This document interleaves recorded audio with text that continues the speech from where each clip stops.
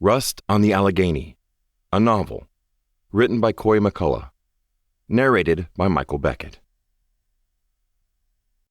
Dedication. For my family. A note to the reader. This is a work of fiction.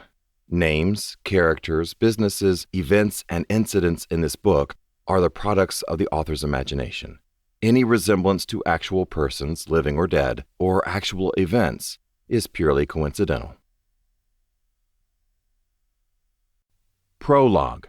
Latonia City, Pennsylvania, August 1964. Nat MacCulloch was halfway down the hallway before he realized the significance of where he was. The red and cream paisley print wallpaper, the light gray carpeting that looked like it would feel so soft between your toes, and the paintings on the wall. As a boy, he hadn't recognized the faces in those portraits looking down at him, but now he knew them as Edwin Drake, William Penn, and Chief Cornplanter of the Seneca. The hallway was exactly the same. Neither the decor nor paintings had changed despite how much everything in the outside world had.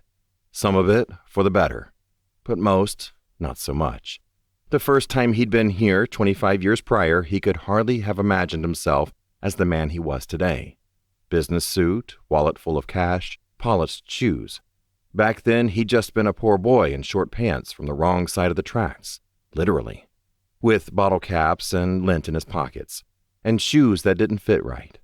A boy who had come to this riverside cathedral of culture with nothing but foolish hope and a healthy dose of childish determination. Well, thought Nat, that and a stolen robe, and a flour bag full of sand. "I hope we didn't miss him," the woman in front of Nat said over her shoulder as she walked. "It's all right," said Nat. "You really don't have to." No, I don't think he's left yet," she insisted. "Just up here." Nat swallowed hard against his dry throat. He usually didn't let himself get so nervous, but the sense of déjà vu already had him flashing back through the years, and his nerves seemed to respond in kind, filling him with jittery, anxious energy. The kind of energy that made you want to just up and bolt in a random direction, like a boy being led down the hall to the principal's office, clinging to the fading chance that there might still be some way out of this. For God's sake, he had been to war. Yet here he was, nervous beyond reason, at the prospect of a meeting with this man. Nat's gaze wandered toward a particular door, and this time the déjà vu made him smile. For he knew that beyond that door was a small office. An office with a window that, on summer nights, the staff left open. Part 1. Boomtown Swing. Chapter 1. Latonia City, Pennsylvania, July 2019. What struck Owen about the lobby of the Oildom Morning Herald was its stunning incongruity. Bite-sized chunks were missing from the yellowed panels of the drop ceiling overhead. The peeling paint on the walls reminded him of the back corner of his old third-grade classroom, and a no-smoking sign hung above the reception desk. This last feature was the most telling of all. Indoor smoking had long gone the way of milkmen and payphones, and Owen suspected that if the lobby had received a fresh coat of paint at some point in the last 20 or 30 years, it might have occurred to someone that the sign really didn't need to be hung back up again. The whole place had an out-of-time sort of feeling to it, and yet, amid the outdated elements was a magnificent, polished marble floor made of stylishly asymmetrical blocks and tiny copper dividers set down to form a giant mosaic in the shape of a keystone. In scale and artistry alike, it was undeniably impressive. But all Owen could think about was how misplaced it seemed. To think that enough money had ever flowed through this nickel-and-dime operation to have merited such a floor. And now, they couldn't even afford a fresh coat of paint. Owen sat quietly alone in a chair with squared stainless steel legs and an embroidered seat whose original color was impossible to discern. It was the kind of chair that reminded him of waiting for his mother to finish talking to the little man at the bank who always gave him a Werther's candy. Funny, thought Owen, how something like a chair could make you feel closer to the 5-year-old, legs swinging, fresh off the assembly line version of yourself than the 32-year-old, hair-thinning, bargain basement edition. There was no risk of anyone sneaking up on you in here. The sound of approaching footsteps against the inexplicable marble floor came echoing down the adjoining hallway long before the source emerged from around the corner. A goateed, middle-aged gentleman wearing a polo shirt, cargo shorts, and white tennis shoes. He stopped at the end of the hallway and looked at Owen with an expression that could only be described as distracted bewilderment. "Mr. Albaugh?" Owen said, rising from his chair. He tried not to wince as the waistband of his khaki pants, which were about 2 inches too small, pushed into his belly. He'd gained a bit of weight since the last time he'd worn them, but he hadn't thought of that until this morning. Owen extended his hand as he crossed the room, and Dave Albaugh, senior editor of the Oildham Morning Herald, accepted the handshake, apprehensively. His mouth formed a tiny suspicious O as he eyed Owen from behind a pair of wire-rimmed glasses. "Owen, was it?" said Dave. "Yes, sir," said Owen. He couldn't help but notice that Dave was squinting at him with the look of someone trying to figure out a magic trick who doesn't particularly like magic tricks. "Okay," said Dave. "Owen, I think you're a little early." He took an exaggerated look at the gold watch on his hairy wrist. "By about 24 hours. 24? said Owen. "Didn't we say 10:30 on Wednesday?" Dave tilted his head to look up at the ceiling while pushing out his lower lip and furrowing his brow, as if in genuine deliberation for all of 1/4 of a second. "No," he concluded. "We said 10:30 on Thursday." "Oh," said Owen. A moment passed.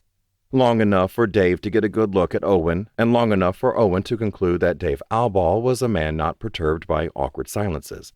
The older gentleman's shorts and polo attire had Owen feeling self-conscious about his dress shirt and necktie, making him feel less like a job applicant and more like a waiter about to take a vacationer's drink order. But he also wondered if it was possible that Dave was the one with the ill-advised wardrobe. He seemed woefully underdressed for the elaborate marble floor upon which his New Balances trod. They had agreed to meet on Wednesday. Owen was certain of this. It wasn't worth arguing the point, of course, but neither was he about to defer to Dave's mistake by pretending he was the one who'd gotten it wrong. So Owen just said, "Well, I hope I didn't call you away from anything important. It was nice to meet you, and I'll see you tomorrow." No, you're here," Dave said benevolently, and loudly. He checked his gold watch again. "I can move some things around and make it work if you can give me 5 more minutes to finish something up first." "Only if it isn't any trouble," said Owen. "No trouble," Dave said, and turned back the way he'd come. "Be back in a minute." Dave's walk was a bit like a vacationer's, too. An unhurried stride, a slight bend in his upper spine, and hands that swung low and heavy at his sides. More of a wander than a hurry. No sooner had Dave's bare calves disappeared back down the hall than a sudden thud drew Owen's attention to the double doors at the front of the lobby. He looked up in time to see a small bird drop motionless to the sidewalk outside, rebounding from a hard collision with the blurred glass of the door. Owen blinked. He wasn't one to believe in omens, but if he had been, that surely wouldn't have been a good one. At least, he tried not to believe in omens. But it wasn't always easy to cultivate a pragmatic, no-nonsense mindset when you came from a family like the MacCullochs. A dark bit of movement flashed at the bottom of the door, the flapping of a wing. Owen looked around.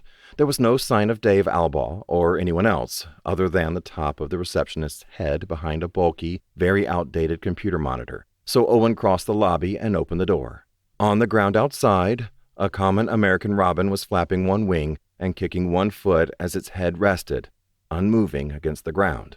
The result was a sort of stationary pinwheeling motion that reminded Owen of Curly from the Three Stooges and might have even been funny under different circumstances. He knelt down and cupped his hand, allowing the robin to spin itself into his palm by way of its own momentum. There, it twitched, kicked, and flapped. Maybe it would recover if he put it somewhere it wouldn't get stepped on. Owen carried the robin to some nearby bushes and was preparing to place it in the grass when it suddenly stood up in his hand, its tiny claw-like toes gripping the webbing between his fingers. The bird looked at Owen, and Owen looked back at it. Then it tilted its head back and forth, hunkered down, and took off, stunned, but apparently none the worse for wear. Owen watched it vanish between the low branches of a maple tree, and told himself once again that he did not believe in omens, of any kind. Because if you started believing in the good ones, you had to put equal stock in the bad ones, and that was a slippery slope. He caught the receptionist, who had very long hair that was dyed silvery purple, peeking at him from around the bulk of her computer monitor as he re-entered the lobby. She hastened to duck back behind it and resumed typing. She did not re-emerge, not even after Owen had returned to his chair and sat down, rubbing the hand that held the robin against his pant leg. Moments later, the sound of approaching footfalls against marble announced Dave's return. "Owen," Dave called before he'd fully turned the corner. Owen stood and crossed the lobby, smoothing his hair with his hand, not the hand that had touched the bird. Although neatly trimmed, his dark curly hair was a little longer than the current style. "Sorry about the mix-up," he said as he matched Dave's stride down the hallway. "Oh, don't worry about it," said Dave. There was a sheet of paper in his hand, and he held it at arm's length so as to examine it through his wire-rimmed glasses as he walked. After a few steps, Dave came to a sudden stop. Owen stopped too and waited for Dave to read something on the sheet of paper that Owen could now see was his resume. Dave mouthed the sentence to himself, made a curious face, and then looked up as if suddenly remembering where he was. "Right in here," Dave said and gestured to the first door on the right. A large window in the far wall of the conference room offered an impressive view of the confluence of the Allegheny River and Rockwell Creek. The table, which very nearly filled the interior of the room, was a definite contender for the newest thing in the building, except maybe for Dave's New Balances, which were as white as a toddler's baby teeth. Owen waited to see where Dave would sit, then took a chair across the table from him. All the while, Dave continued to hold Owen's resume at arm's length and squint at it. It did not take a keen student of the human condition to infer that this was the first time he had looked at it. Dave propped his elbows on the conference table and leaned forward. There was a fresh-looking Band-Aid on the back of his wrist. "So, help me understand this," he said without looking up from the resume. "You are a freelance copy editor." "Yes, sir," said Owen. "For about a year now. It started as something I did on the side for a little extra money, but after I left my last job, I started doing it full-time." Dave made a noncommittal sort of noise in his throat and rubbed at his goatee. He put the resume down, then favored Owen with a flat, unconvinced-looking smile. "I think you're the first person I've ever met who does something like that. Full-time, anyway." "That's why the job opening caught my eye," said Owen. "MacCulloch, eh? Any relation to Nat?" "Nat was my grandfather," said Owen. And although he broadcasted no outward indication of it, he mentally braced himself for what was sure to come next. In this town, he had learned to expect one of two reactions to the news that he was the grandson of Nathaniel MacCulloch. If prior experience had taught him anything, there was about a 50-50 chance that this interview was already over. Dave grinned and leaned back in his chair. "My dad was friends with Nat. He used to tell this crazy story about the two of them sneaking into the Derrick Theater when they were kids." Owen chuckled. "Really?" he said. "Oh, yeah," Dave said. "Dad used to tell us all kinds of stories about running around the South Side with Nat MacCulloch. Amazing, the stuff he remembers. Some of it may have even happened." "Huh," said Owen. "I'll have to meet him sometime and ask." "You might regret it. If you're ever in the same room with my dad and he hears you're related to Nat, he'll talk your ear off. Boy, I bet your dad could tell some stories. He was a hell of a ball player. I used to watch him in high school, probably could have turned pro." "He tells some stories, all right," said Owen. This was not very true. It had in fact been a long time since Owen and his father had talked about anything at all. "I'm trying to remember," said Dave, scratching his chin in thought. "Who was it that Dad said he saw at the Derrick? It was a big-name guy. I can't remember. Dad told all kinds of stories when I was young. I wish I'd written some of them down, but I think every son up to a certain age thinks his father is just there to be a supporting character in his own story, and now I'm trying to play catch-up because when he goes, his stories go too." He glanced down at Owen's resume again. "And I see you're a veteran." "Yes, sir," said Owen. "Army National Guard." "Weekend warrior, huh?" said Dave. "Sure," Owen said politely. "You see any action?" "Iraq, 2008 to 2009. "No kidding." Owen could tell by the look on Dave's face that he was waiting for him to say more on the subject. He usually managed to be patient with people like this, but he preferred not to be asked any more questions about it, so he said, "Even the weekend warriors did full weeks there." "Of course," Dave said. "Thank you for your service." Owen nodded.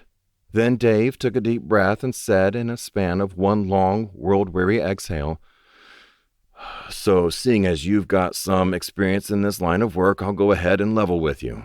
He removed his wire-rimmed glasses and placed them on the table in front of him. "This paper has historically asked employees to take on multiple roles. Staff writers proofing other staff writers, contributing editors taking their own photos, that sort of thing. The reason I advertise for a copy editor specifically is because what we really need is a dedicated copy desk. Full disclosure, the pay is not spectacular, but the benefits make up for it. Our health benefits are some of the best I've ever seen at a small organization like this. Dental and vision, and a 401k match, which is getting hard to find these days." He took another glance at Owen's resume, then shook his head and mumbled to himself. Freelance copy editor, I'll be darned." He sucked his teeth, looked back up at Owen. "The hours are what turn some people off to this work. You'll always have your Saturdays, which is nice, but every other day of the week it's 6 to 12.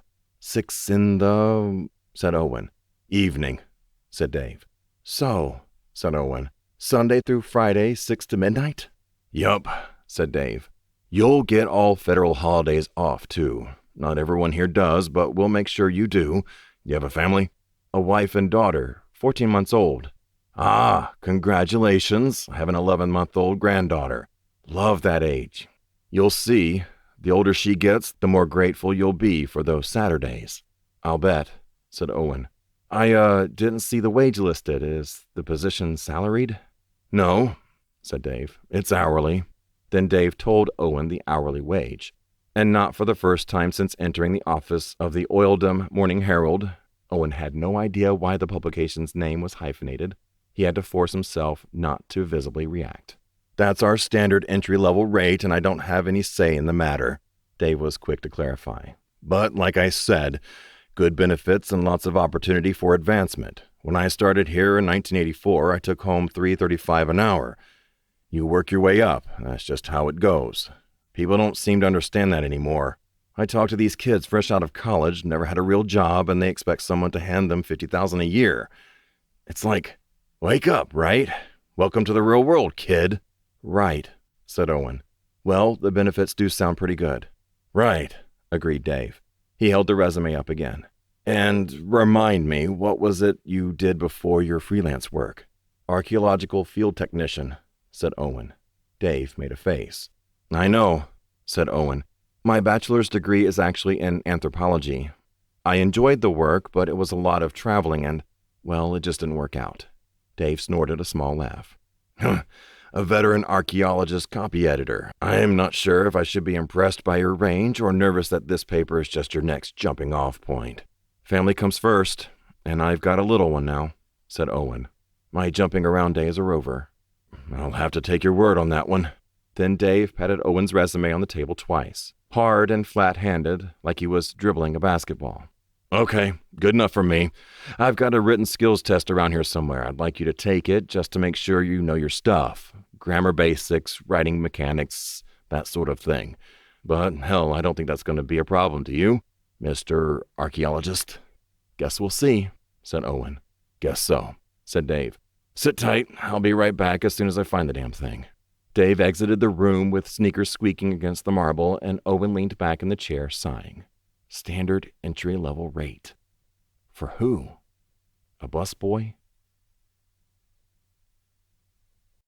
Chapter 2. It took 4 failed attempts at laying the baby down in her crib before Owen finally decided it was time to try the front porch swing. It was a muggy midsummer night and too hot and humid for his liking. But there was something about the sound of intermittent traffic on Route 322 in front of the tiny rented house that seemed to calm Emma. "Do you know that the only thing I want to do right now is sleep?" Owen whispered to Emma as he took a seat on the swing. He held the 14-month-old with a degree of ease he never would have imagined himself capable of 15 months before, and he was using his baby voice, which, it seemed to be made clear, does not mean a voice like a baby, but the voice one uses only when one talks to a baby. Everyone has one of these. "Someday," Owen continued in standard baby inflection, "all you'll want to do is sleep, and you won't be able to, because you'll have somebody around like you who won't let you." Yes, you will. He leaned in, bringing his face close to Emma's. Her eyes lit up when their noses touched. Everybody had told him about dirty diapers and temper tantrums and the terrible twos, but nobody had told him about things like how present a baby was, or the way a baby looked at you, as if you were their whole world, all that was, had been, or ever would be. And maybe it was the way Emma's deep brown eyes caught the light from the lone, dirty bulb hanging from the ceiling of the covered porch, or some deep-seated sense of déjà vu. But for a second, Owen almost remembered what it felt like to be so present. Almost. Then a pickup truck went flying by on 322 with bass notes from its stereo thumping so loudly that Owen could feel the beats vibrating his guts. With that, the feeling of contentment evaporated like a stale smell, replaced by thoughts of the oildom Morning Herald, Dave Albaugh's New Balances, and a standard entry-level rate that made Owen feel a little sick. Maybe it was Thursday we agreed to after all, he thought, as he pushed with his heels to set the porch swing moving. Maybe I really did get the day wrong.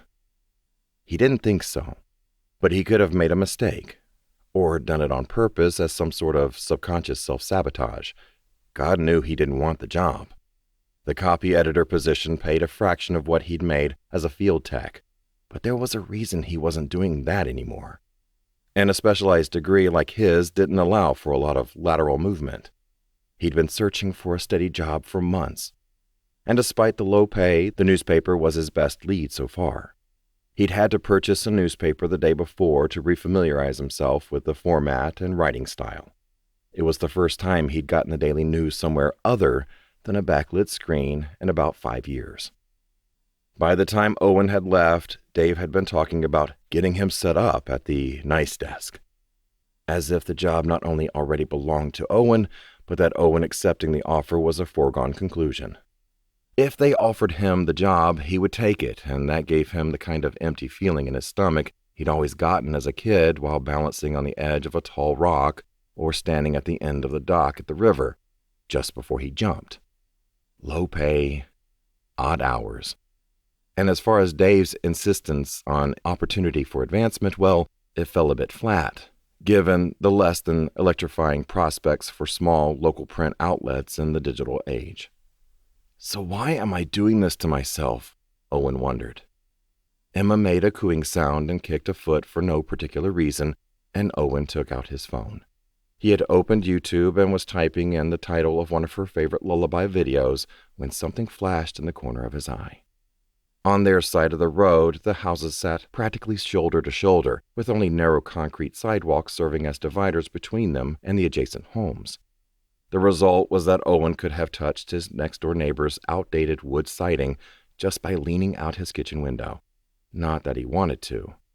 The big white house across the road, on the other hand, had a small front yard and a few trees, including a 2-tall spruce that had lived through a hack job to its lower branches to create enough clearance for a riding lawnmower, and a dogwood that was so pretty when it blossomed in the spring that it was darn near out of place. As Owen watched, the event that had caught his attention recurred. A dot of warm yellowish green blinked into existence beneath the 2-tall spruce for a count of 1 Mississippi, then burned out. Owen's phone made an emulated click sound as he locked the screen and placed it on the wooden armrest of the porch swing. With Emma in his arms, he straightened up in his seat, keeping his eyes trained on the location in the yard across the road. Another dot winked on and off again. Then another. "Fireflies," Owen told Emma in a whisper. "First of the year. Emma Lee, you are going to love catching fireflies. Do you think you'll like that?" He was always asking her questions like that. One day, she would answer. "I used to love catching fireflies with your grandpa and grandma," said Owen. "Of course, your grandpa called them lightning bugs, not fireflies. I always wanted to keep them in my room like a nightlight. I think I got the idea from a book I had. But he said that was no way to treat Pennsylvania's state insect." There were at least 3 of them, maybe more, talking to each other in their lazy mid-air waltzes. When Owen thought of fireflies or lightning bugs or whatever you called them, He always pictured them from a child's eye view, hovering 3 or 4 feet above the grass, within reach. He tended to forget how high they were willing to fly. Presently, one was all the way in the upper branches of the too tall spruce.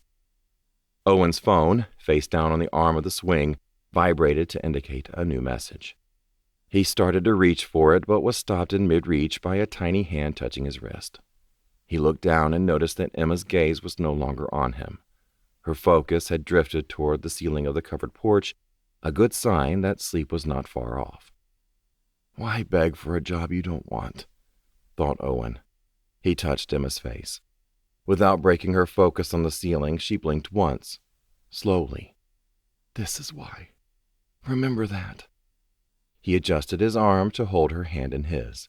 Still without looking, she clamped a tiny, dimple-knuckled fist around his thumb. "You won't be like me," Owen told Emma. "Looking for an entry-level job at this age, you'll probably be a doctor or a lawyer or a businesswoman. Maybe a mom, too, if you want.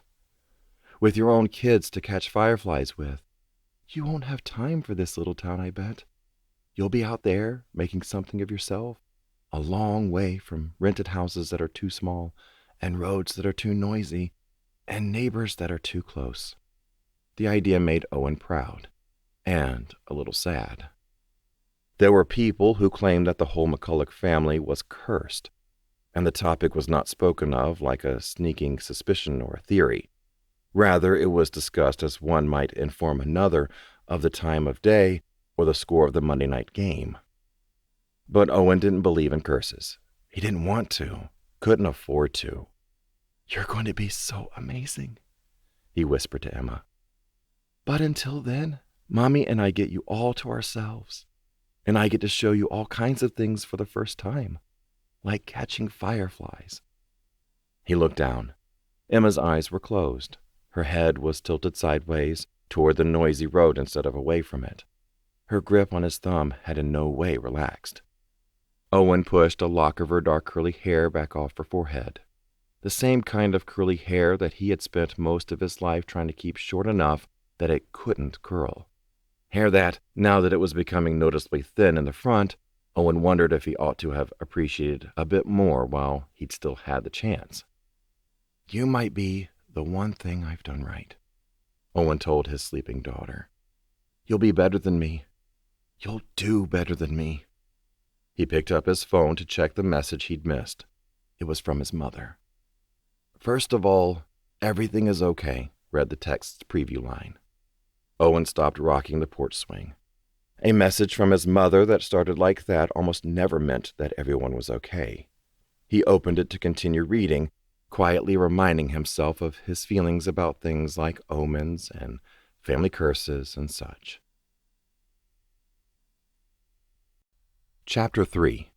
Lou MacCulloch was the name handwritten on the dry erase board on the hospital room wall. Never Lewis. Always Lou.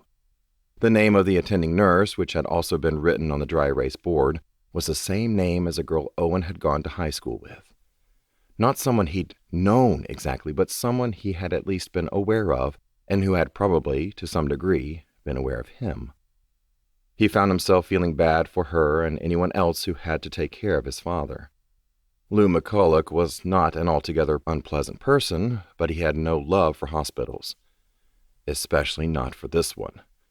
The MacCulloch family's relationship with this hospital was complicated. On the television on the wall, a rerun of a 90s sitcom played that no one was watching. "You didn't have to rush over here," said Owen's mother, seated beside the bed with her hands clasped over her knees, smiling, and sounding for all the world as if she might have been waiting to hear from the mechanic about the funny noise her car was making, that's all. "Everything's probably fine." In the bed beside Deb MacCulloch's chair, her husband grunted in annoyance. "I feel fine now, of course," said Lou. His dark curly hair was askew, and despite the circumstances, Owen couldn't help but take note of the location of his hairline. Was that how far back he should expect his to go? It was beyond strange to see his father like this, in a hospital gown and with an uncharacteristic 5 o'clock shadow. Mentally, Owen tried to count the weeks since the last time he'd seen Lou, and realized that the time that had elapsed since their last argument was now, in fact, enough to be counted in months. "Probably nothing, but you know how these places are," said Lou. "They get you in the door, they want to do every check they can think of." Owen, who after reading his mother's message had quickly handed Emma off to Kayla and raced straight over here, could only think to say, "Yeah, that's how they get you," which was not a statement he particularly believed, but it was usually easier to mirror his father's cynical attitude than it was to contradict it. It was now 11:45 p.m., and to say that this day hadn't gone as Owen had expected would have been an understatement. By the time he'd made it to the ER, his dad had already been transferred to an upstairs room for observation overnight. His mother and father hadn't offered much in the way of details yet, and one did not pry in the MacCulloch family. The unspoken agreement was that anything a person wanted to tell you, they would tell you on their own time. And at a time like this, it was a pretty annoying policy. Owen wanted to say that, with a family history like theirs, chest pains and shortness of breath were about as far from probably nothing as it got. And that category of probably nothing that had been bad enough for a man like Lou MacCulloch to have allowed his wife to bring him here was probably serious enough for the doctors to be doing a little more than checking to make sure everything was fine. "You'd probably be acting the same way," thought Owen, "if it was you in the bed and Emma standing here." He wasn't sure he liked that idea. "Probably good to get things checked out anyway," Owen added. He distracted himself by glancing toward the television. He couldn't remember the old show's name, but he recognized the actors. Other than the TV, there was none of the hospital noises that Owen would have expected to hear. No whir of machinery, no rhythmic beeping. There was a monitor beside the bed reporting a series of numbers, but he wouldn't have known how to tell if what they were reporting was good or bad. Kayla would have known. She would have known all the right questions to ask, too, and just how to ask them. "Has anything like this ever happened before?" was all Owen managed to come up with. Lou tilted his head to the side, eyeing Owen as he might eye a price at the supermarket he didn't much approve of. "Not like this, obviously." Deb cleared her throat again, and the room was silent except for one of those "it's funny because it's so stupid" car insurance commercials on the TV. Mercifully, a quick knock came from the open door. The doctor entered without waiting for a response. "Louis, are you free to talk? Everybody in the room okay to hear this?" 3 questions asked all at once. Doctors were nothing if not efficient about their time. Lou answered all 3 questions with an equally efficient yes. "Louis, you did not have a heart attack," said the doctor. "We've ruled that out. My question for you is, are you currently taking anything to manage your blood sugar?" "No," Lou answered. "Nothing," she said. "Okay. Has anybody ever talked to you about managing your blood sugar?" "A few times," said Lou. "Okay. I think it'd be best to keep you overnight and keep an eye on things, but what I'm seeing is that you're right in the line between what is considered pre-diabetic and diabetic. A sudden jump could have caused your chest pains and could account for the shortness of breath, too.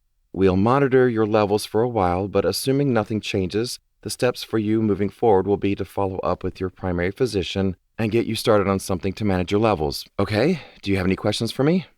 She was already inching back out into the hallway. "Blood sugar," said Lou. "Huh. Can that cause a heart attack?" asked Deb. "Unmanaged diabetes can absolutely lead to heart disease," said the doctor. "So getting this under control is critical, okay?" "All right, I guess," said Lou. "Okay," the doctor said and flashed her first smile so far.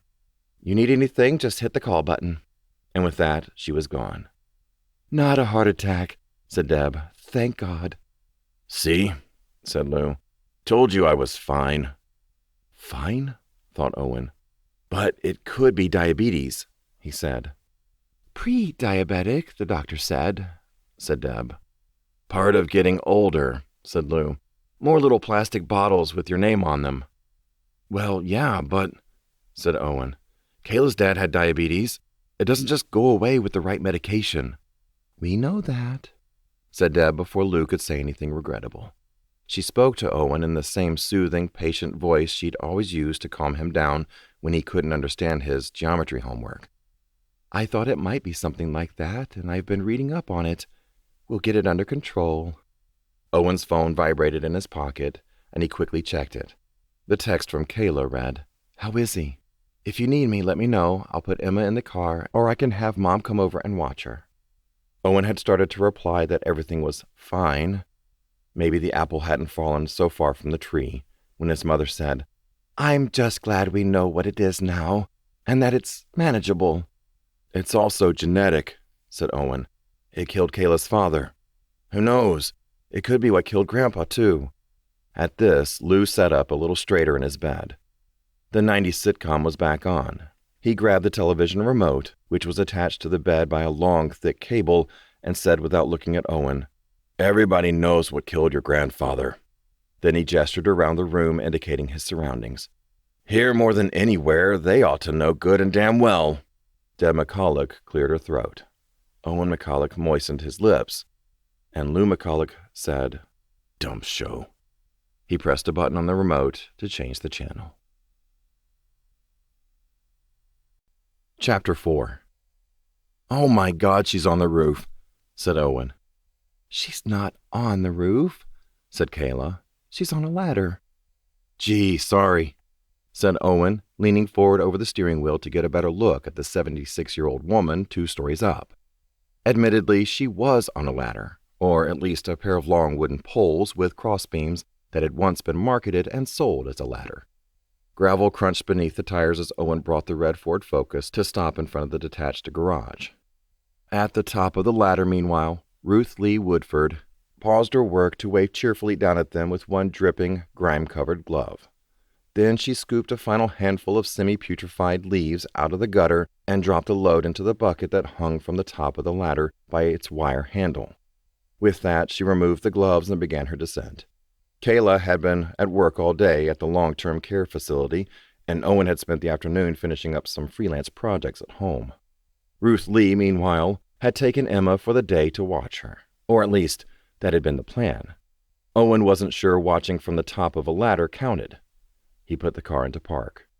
What if she falls and breaks her leg, or worse? He punctuated this thought with a gesture toward the apple tree in the front yard. "While our daughter watches from a swing." Baby Emma, in a faded pink swing hanging from the lowest branch of the apple tree, sat motionless with her eyes closed in the sun and her head resting against her shoulder, in the kind of deep sleep that must have inspired some anonymous and long-dead wordsmith to first add the noun baby to the phrase to sleep like a. By now, it shouldn't have surprised Owen to find his mother-in-law up a ladder, or soldering the cracked joint of an ancient copper pipe in the basement, or mowing the lawn on the hill behind her house by means of a push mower suspended by a length of rope. But no matter how many times he witnessed it, the woman's seemingly age-defying stamina and hardiness never ceased to amaze him. Neither heights, nor electrical wiring, nor high-powered machinery could slow her down. "Don't you think she's a little old to be doing something like this?" said Owen. "I'd be happy to do it for her if she asked." Kayla, with an amused grin, cocked one dark eyebrow at him. He'd picked her up from work, and she was still in her scrubs. Teal ones. "Except that you are afraid of heights," she said. Owen made a face. He'd fought insurgents in the streets of Ramadi. He'd manned a .50 caliber heavy machine gun at the top of a striker by hand when the RW's controls failed. Hell, during airborne school at Benning, he'd jumped C-130s at 1,250 feet. But as long as he lived, Kayla was never going to let him forget that one time on the Ferris wheel. To be fair, it hadn't just been the height, but it wouldn't have been so bad if they hadn't been right at the tippy top when that teeth-jarring stop had caused their car to swing practically horizontal. As far as Owen was concerned, it was one thing to take your own life in your hands and another to put it in the hands of a pizza-faced carnival ride operator with an 8th-grade education and an itchy trigger finger. "I'm not afraid of heights," said Owen. "They're just not my favorite." "Being active is what keeps her healthy," said Kayla. "Until she falls," said Owen. Beside him, Kayla said nothing, and when he finally glanced at her, she was giving him a look. Not necessarily a bad look. She wore a perfectly unflustered expression, with a relaxed brow line over her very round hazel eyes and a gentle, forgiving sort of smile. But that sort of look was sometimes even worse than a bad one. It was downright convicting. "Sorry," said Owen. "I'm a little stressed out." "I know you are," said Kayla. She flipped open the passenger side vanity mirror, glanced at herself, and pulled her dark ponytail a bit tighter. "You're stressed about your dad, and you're stressed about the job offer, on top of all the usual things. If you ask me, the last thing you need is to climb a ladder and try to clean a rain spout when Mom's perfectly capable of doing it herself." "I'm just saying," said Owen. "I'm only a phone call away. I could help her with some of these jobs around the house once in a while. Can't imagine my mom doing anything like that, that's all." "Well, you have to remember how long my dad's been gone," said Kayla. Ruth Lee was now halfway down the ladder, taking the rungs with stunning ease. "And for all that time, Mom has had to rely on herself to climb ladders and clean gutters and provide for me. She doesn't see it as a job she needs to find someone to handle for her. She sees it as a normal part of life. And if you've got a baby to take care of, you put her in a swing and get it done just the same." "I know," said Owen. I worry about stuff like this." Kayla smiled, then patted him reassuringly on the leg. "And you have the right to. If you feel strongly about it, you can try talking to her. But so far, nobody's been able to keep my mother from climbing ladders. Just try not to be short with her." Kayla opened the door and stepped out, but Owen remained sitting a moment longer, watching Ruth Lee step spryly down onto the lawn. Kayla was an only child who had come into the world as a blessing, which was what you called a surprise when you didn't want to be rude, when Ruth Lee had been 44 years old. That made Ruth Lee Woodford, whom no one ever called anything but Ruth Lee, closer in age to Owen's grandparents than she was to his parents. And Kayla appeared to have inherited a great deal of the old woman's unassuming independence. Owen wondered if she would someday be scaling buildings long after he was gone. Making his way toward the plastic swing in the apple tree, Owen looked around at the thick woods that ran alongside Ruth Lee's house, and the grown-over field on the garage side of the property, and down the long gravel drive in front, ending at a country road with little traffic. What he decided not to say to Kayla was that if, God forbid, Ruth Lee ever did one day fall off a ladder or had anything else happen to her, there were no neighbors within shouting distance to hear her and come help. And although Ruth Lee had turned out to be a whiz on her cell phone once she'd finally decided to adopt the technology, these days she sent and received more text messages per billing cycle than Owen and Kayla combined. She didn't always carry it on her. Too worried about running the battery low. Owen decided he would say nothing else on the subject today. He knew he wouldn't have been able to avoid being short with his comments. He couldn't remember if it was him or Kayla who'd first started using that term, being short, but there was by now an understanding between them that it was the code phrase reserved for the times when Owen was acting like an ass. In the swing, Emma slept with her full lips smushed together in a pout and the lower lip sticking out extra far, just like Kayla when she slept. Emma looked so much like Kayla's baby pictures, except for that dark, thick, curly Irish hair. That was all MacCulloch. "This is where we'll come to catch your first fireflies," Owen whispered to Emma, looking around again at the yard and the woods. "This is why," he reminded himself again, "and don't forget it." "Your dad feeling any better?" Ruth Lee called to Owen as she crossed the yard, brushing her hands on her jeans. She wore a look of deep, genuine concern, but it somehow still did not disrupt her perpetual smile. Her wiry hair, mostly deep brown but white at the roots where the natural color was starting to grow back in, was plastered flat with sweat above her ears. "Mom texted me to say he's home and feels normal," said Owen. "Oh, I hope it's not the diabetes," said Ruth Lee, pronouncing it the way Wilford Brimley always had in those old commercials. "Was Emma good for you today?" asked Kayla. "Oh, she's always good, you know that," said Ruth Lee. "If yuns have anything else you need to get done, go and do it now. You can come back around dinner. Stay for dinner if you want. I meant to ask you, what did Lou and Deb say about your buying the house?" Owen cleared his throat, but before he was forced to reveal that he hadn't told his parents about the house yet, something caught Ruth Lee's eye. Owen watched as she walked around to the driveway and got down on one knee in the gravel in front of the driver's side of the Focus. Owen braced himself. "What is it this time?" he wondered. She whistled through her teeth and announced, "My, that tire is low." "Is it?" said Owen. He felt Kayla touch his back, a quiet, gentle reminder about shortness. "I didn't realize," he quickly added in his friendliest-sounding voice.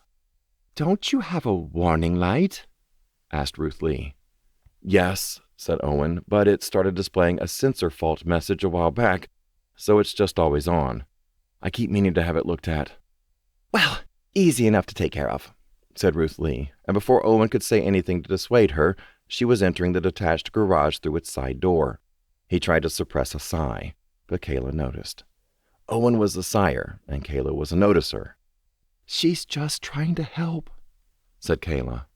Ruth Lee returned from the garage lugging an air compressor. Behind her came a small brown and white dog that, by Ruth Lee's speculation, was mostly beagle. Her name was Wilma. Owen wasn't sure where Wilma had come from just now. The dog seemed to come and go and do as it pleased, and wasn't sure where it had come from to begin with either. The story was that Ruth Lee had picked her up off the side of the road, and no one had come forward to claim her. A veterinarian had once estimated Wilma to be probably 8 or 10 years old, and that had been 10 years ago. So either the vet had guessed rather poorly, or the little mystery mutt was as great a wonder of age defiance as her owner. Wilma, with all the grace of a walking sausage link, lumbered over to greet Owen and Kayla. After Kayla had bent low to nuzzle Wilma's head, she stood back with a groan and stretched her back, producing a series of audible pops. She noticed something on the front of her teal scrubs and brushed it off. "Do you want to go out somewhere for dinner, or do you want me to make something?" she asked. "It's up to you," was all Owen got out before he was cut off by the air compressor roaring to life, shattering the silence of an otherwise serene country summer afternoon. Wilma, the mostly beagle, barked enthusiastically at the noise. But Emma, to Owen's surprise, not only didn't wake up, but hardly so much as stirred in her pink plastic swing. Little wonder. Spending her days around here, she was probably used to sleeping through the din of power tools. Chapter 5. "I took it," Owen whispered to himself as he drove. "I can't believe I actually took it." The digital display on the car's dash read 6:55 p.m. Beside him, still in her teal scrubs, Kayla sat with her eyes closed and a bag of dinner's leftovers in her lap. She worked long hours and had become highly skilled at power napping whenever she could, however she could, and as often as possible. Meanwhile, in the back, Emma sat in her rear-facing car seat, visible to Owen thanks to a mirror hanging from the headrest, wide awake and staring quietly out the window. It had all happened so fast. The email had come through from Dave Albaugh, offering him the job during dinner, and Owen, knowing that if he thought about it too long he would surely psych himself out, had shot off a single-lined reply, "See you Monday," and promptly returned to his bacon cheeseburger, extra tomatoes, no onions. He hadn't even told Kayla yet. Ahead, a PennDOT worker on the side of the road turned her sign to the stop position, forcing Owen to ease on the Focus's brakes to comply. He flexed his fingers over the steering wheel in annoyance, producing little squeaky noises against the pleather. "So close," he said. On the other side of the construction zone, the flag turner's counterpart turned his sign, allowing the traffic coming from the opposite direction to slowly navigate the temporarily one-lane road beside the final remnants of a monumental cement foundation. A bulldozer was currently in the process of pushing some broken castle-like blocks from one side of the site to the other. Owen looked up into the sky at the freshly unobstructed view where the parking garage had previously stood and found himself trying to imagine a version of this town busy enough to require multiple vertical levels of vehicular accommodations. The teardown was long overdue, of course, but that didn't make the resulting disruption to one's commute any less inconvenient. "Oh, man, I'm going to have a commute," thought Owen. At this hour, in this part of town, the surrounding sidewalks were all but deserted. The few exceptions were some pedestrians who looked more like they were wandering aimlessly than moving from one place to another with any real intention. Darkened storefront windows looked in on empty shop floors that had been out of business for so long that even the style of font used on the closed sign looked vintage. The establishments that had managed to hold on until more recently didn't even bother with signs. The windows were just dark. The same lack of signage was the standard at the local shopping mall, too. When the number of stores with their gates down outnumbered those that were open, notices like closed and for rent felt redundant. Ahead, the woman from PennDOT stood, staring at nothing, pretending that Owen was not there. It must have been part of their training. Out of curiosity, Owen attempted to follow her blank stare. She seemed to be studying the mural across the street, painted on the side of what had previously been a bare brick surface. The scene depicted a train yard with men carrying oil barrels on their backs, preparing to load them onto locomotive cars. They featured various logos: Wolf's Head, Esso, Quaker State, Pennzoil. More than one of those companies had once had their headquarters right here in Latonia City. But those glory days were gone, and so were the oil companies, along with most of the industry. No one liked to think of this little town as a sinking ship, but even the sturdiest of vessels could withstand only so great a burden. After its industrial peak in the 1930s, the area had been hit by one economic setback after another. Enough so that when the Great Recession of 2008 hit, the people of Latonia City and Seneca County as a whole hardly noticed. If anything, it leveled the playing field a little. The money just wasn't here anymore.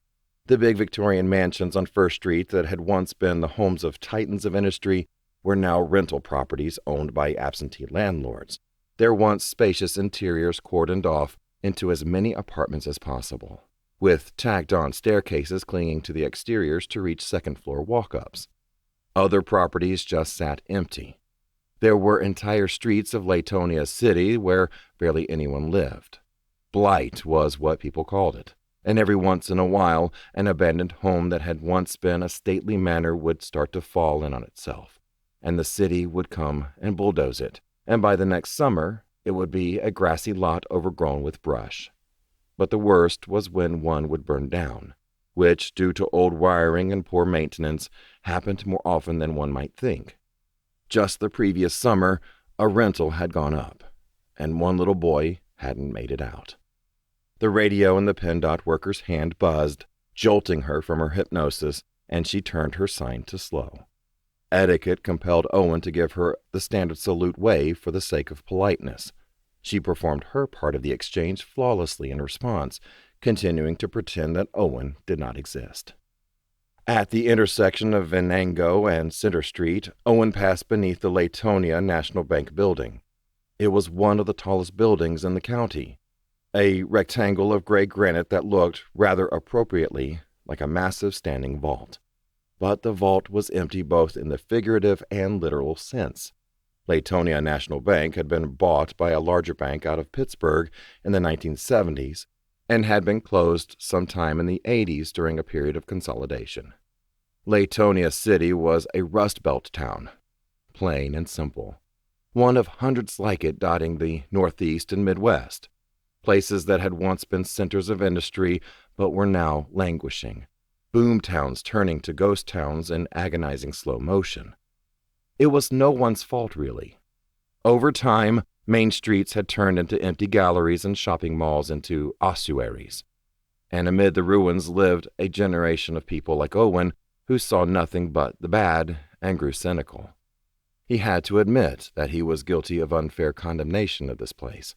Part of him still thought that it had been a mistake to move back here from Ohio after quitting archaeology and leaving the environmental consulting firm. But there was another part of him that was hopeful. Maybe the decline was over. Maybe this was where things leveled out before making an ascent. The infrastructure was all here, after all. All that was needed was for something to happen. He didn't know what, but something, for all the latent greatness echoing through this valley to be resurrected. And maybe it was partially his responsibility to make that happen. But how he was going to do that at the Oildom Morning Herald, bringing home their standard entry-level rate, he had less than a single clue. "I can't believe I actually took the job," he whispered to himself again.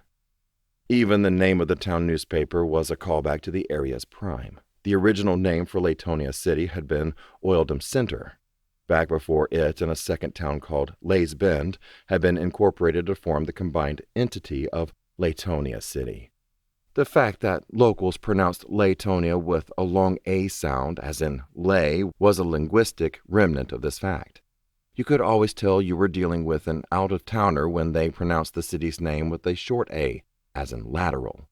After crossing the bridge that spanned the wide, shallow elbow of the Allegheny River, Owen turned up the divided section of Central Avenue. Here, an overly cautious motorist in a white Lincoln cost him his chance at making the turn onto East Front Street before the light turned red. And that was how Owen found himself sitting at a standstill beneath the shadow of the old Derrick Theater. Owen looked up at the Derrick. He always looked up at the Derrick, could hardly help it.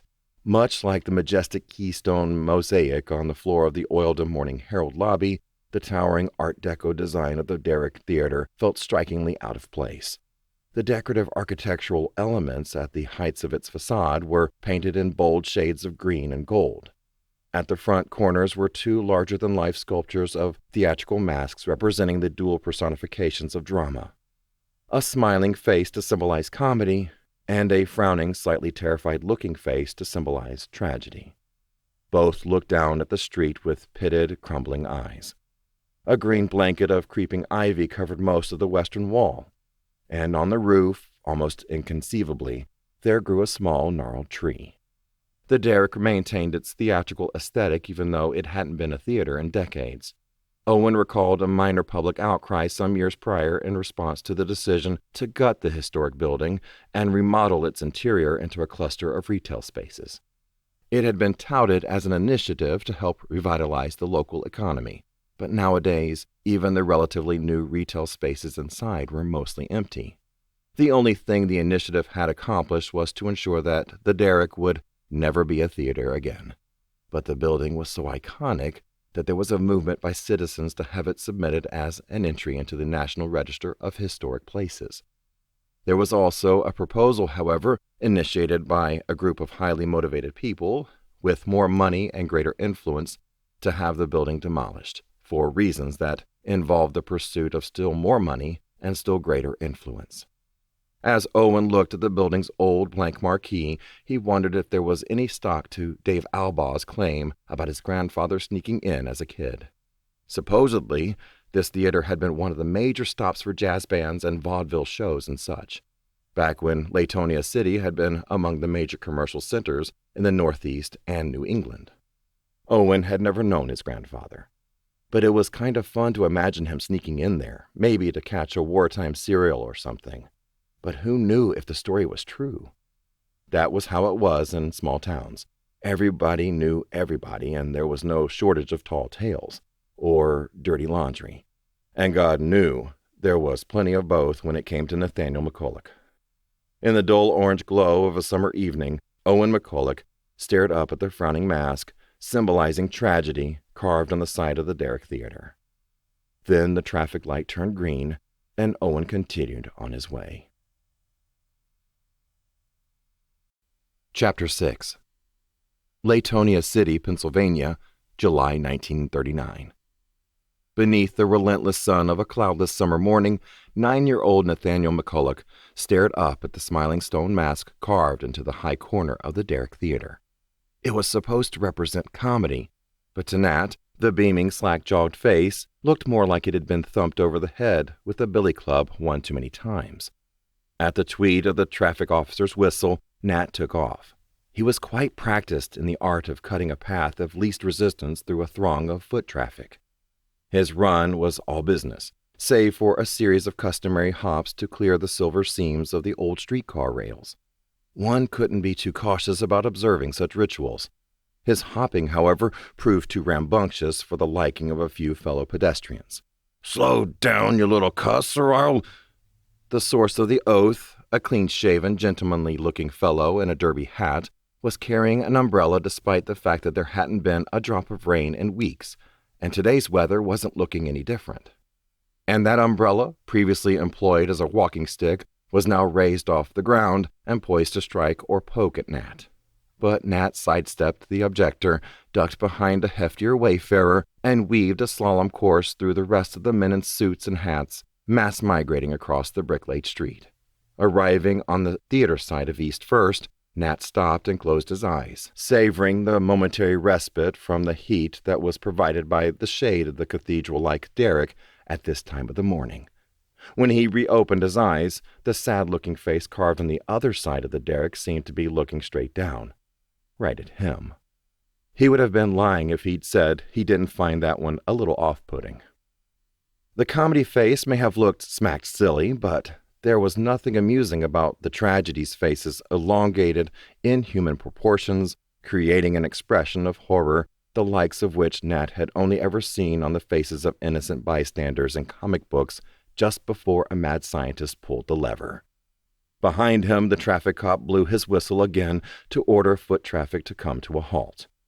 Then came a second, longer whistle, this one followed by the chugging pops of countless miniature explosions, powering hundreds of pistons and dozens of internal combustion engines, and the street traffic resumed.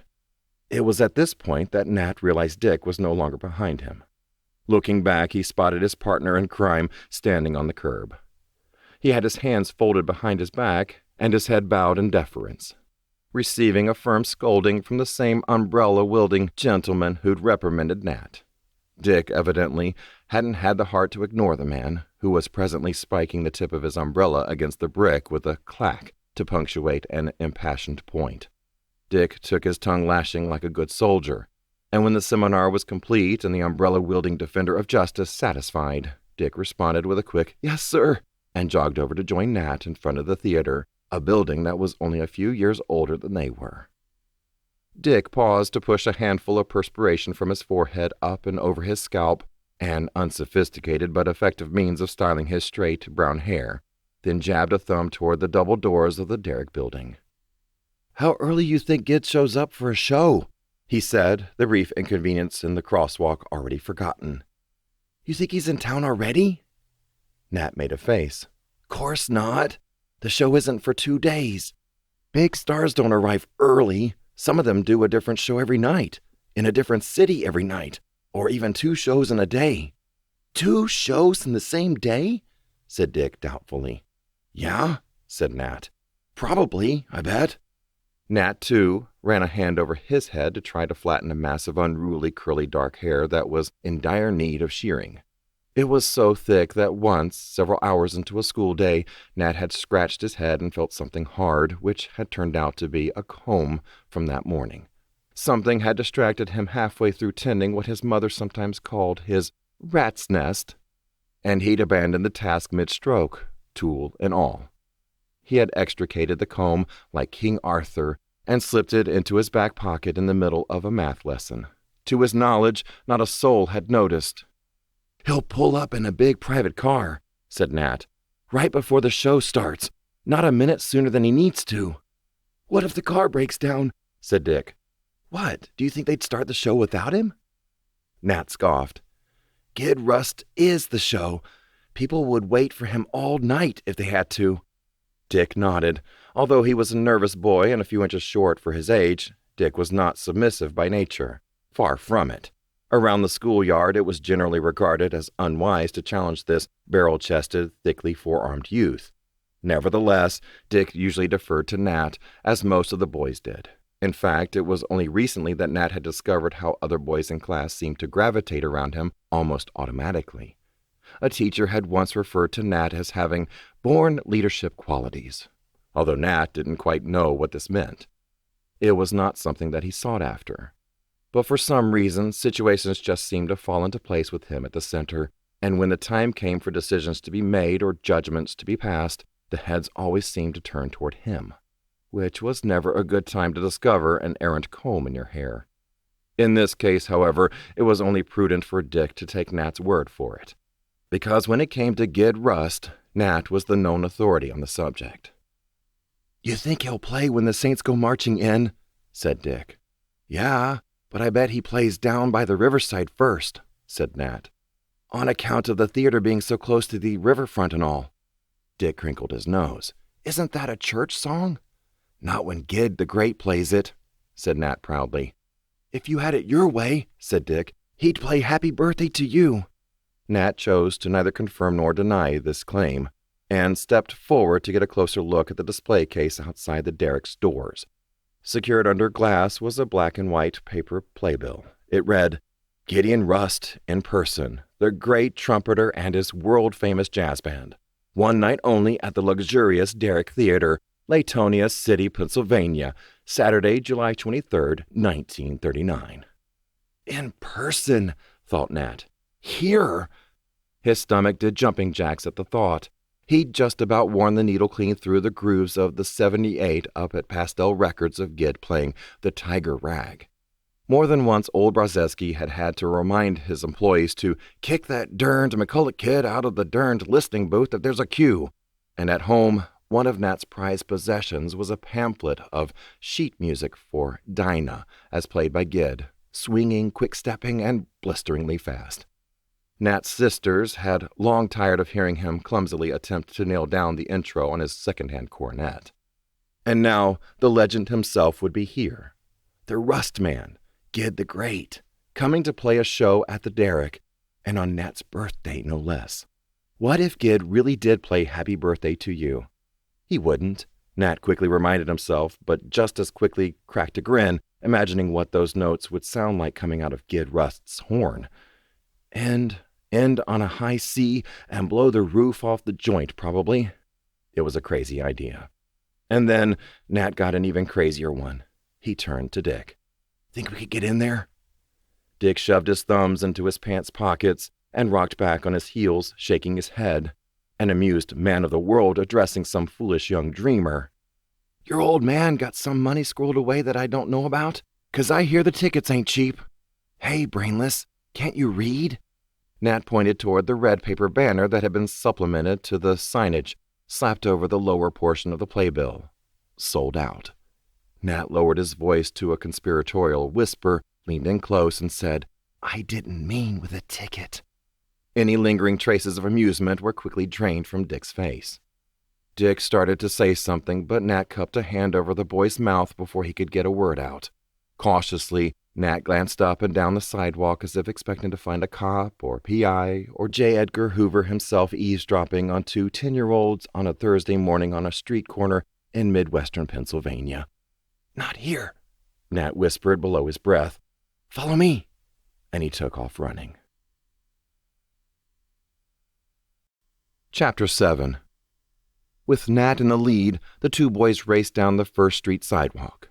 They darted through the intersection, turning down Oil Street and sprinting toward the bridge. Nat cursed beneath his breath at the sound of the bells at the railroad crossing and, a moment later, the wail of a locomotive's whistle. Judging by the timing of the bells and the whistle, there was no chance of them getting stopped at the crossing. But the trick would be making it over the next bridge, the one that spanned the point where Rock Oil Creek flowed into the Allegheny, and across Venango Street before the signal turned and street traffic resumed.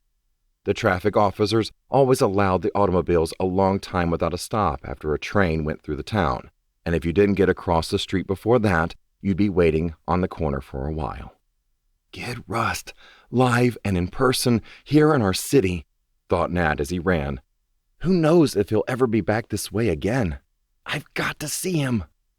At Front Street, Nat turned on the speed in earnest, racing in front of a slow-moving truck with Quaker State emblazoned across its side. He glanced over his shoulder to make sure Dick made it across. He did, although he was chastised by a honk of the truck's horn. Satisfied that he wouldn't lose his friend, Nat proceeded across the bridge and toward the tracks. The summer of 1939 had been hot and dry, and conditions were getting darn near what most people would have considered an honest-to-goodness drought. Nat had already heard from several of his friends who lived outside the city that their water wells had run dry, and the corn in the fields were noticeably short for this time of year. But most telling of all, the Allegheny River, which ran shallow in this area even in normal conditions, was so low that sections of the riverbed that no one could remember seeing before had been laid bare, creating small islands of rock and sand. On the plus side, the low river had made for some good treasure hunting. Nat, Dick, their friend Art, and the more adventurous of Nat's sisters had spent most of the past week excavating the banks near Nat's house out in the Silver and Row neighborhood. According to a schoolyard rumor, that was the very stretch of water where, back in the 1850s, a casino riverboat had gone down, run aground on Tobacco Island after being chased by the feds all the way downriver from Drake's Landing.